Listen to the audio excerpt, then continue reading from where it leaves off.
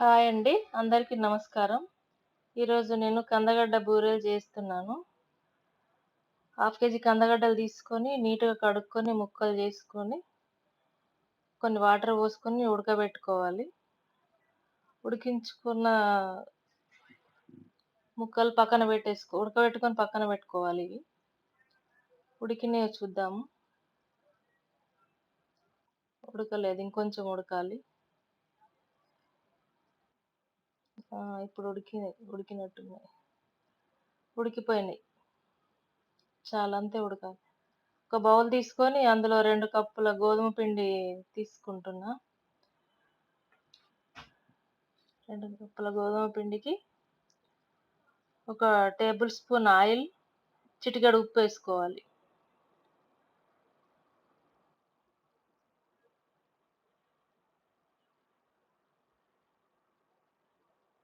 అంతా కలుపుకొని కొంచెం కొంచెం వాటర్ పోసుకుంటూ చపాతీ పిండి కంటే కొంచెం లూజ్ కలుపుకోవాలి. గట్టిగా ఉంటే చేయడానికి రాదు. అట్లా అని కొంచెం అంటే లూజ్ లూజ్ అయిపోతే కూడా చేయడానికి రాదు. ఇట్లా కలుపుకుంటే సరిపోతది. దానికి కొంచెం ఆయిల్ రాసి పక్కన పెట్టుకుందాం. ఉడికించుకున్న ముక్కలు పొట్టు తీసుకొని పక్కన పెట్టుకోవాలి.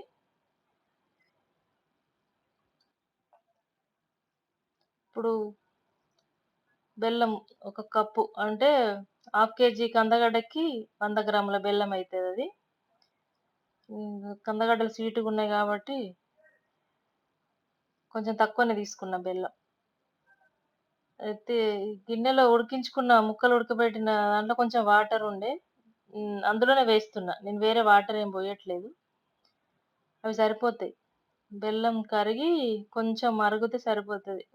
అది పాకం, ముద్ద పాకం, తీగ పాకం అనేది ఏం లేదు. బెల్లం ఉడికిన తర్వాత మనకు స్మెల్ ఒస్తది. స్మెల్ వచ్చినప్పుడు ఈ ముక్కలేసుకొని కలుపుకోవాలి. కలుపుకొని స్టవ్ ఆఫ్ చేసుకోవాలి.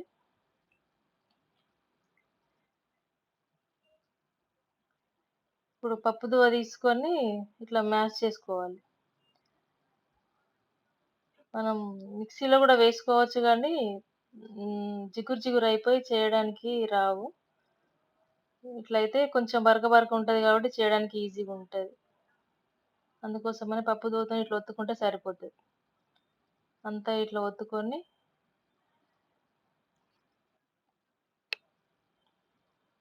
ఇట్లుంటే సరిపోతది.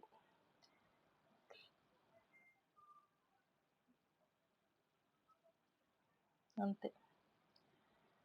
దీన్ని చిన్న చిన్న బాల్లంతా కలుపుకొని చిన్న చిన్న బాల్లు చేసుకొని పక్కన పెట్టుకోవాలి. మనం ఎంత చేసుకుంటామో దానికి బట్టి ఎంత చేయాలనుకుంటున్నామో అంత సైజులో ముద్దలు చేసుకొని పక్కన పెట్టుకోవాలి. అన్నీ ఒకటేసారి చేసుకోవాలి.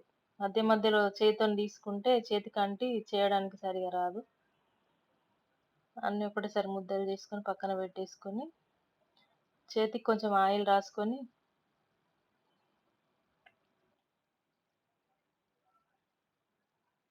ఇట్లా చేతిలో ఒత్తుకోవాలి. ఒత్తుకున్న తర్వాత ముద్ద తీసుకొని ఇట్లా పెట్టుకొని క్లోజ్ చేసుకోవాలి. క్లోజ్ చేసుకున్నాక ఎక్స్‌ట్రా గోధుమ పిండి ఏమైనా ఉంటే అట్లా తీసేసుకోవాలి. తీసేసుకొని పాలిథీన్ కవర్ కొంచెం ఆయిల్ రాసి అట్లా ఒత్తుకోవాలి. ఇట్లా ఒత్తుకొని స్టవ్ మీద పాన్ పెట్టుకోవాలి.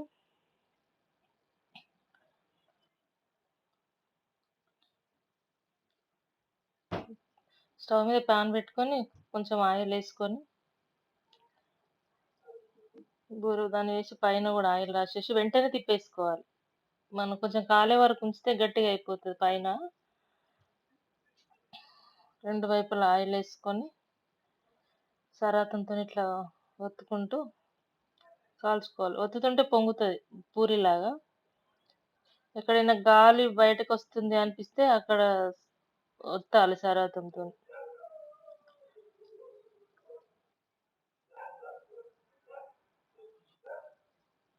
ఇట్లుంటే సరిపోతది. కందగడ్డ బూరెలు రెడీ అండి. నెయ్యితో తింటే చాలా టేస్టీగా, సాఫ్ట్‌గా బావుంటాయి. ఒకసారి ట్రై చేసి చూడండి. Thank you for watching.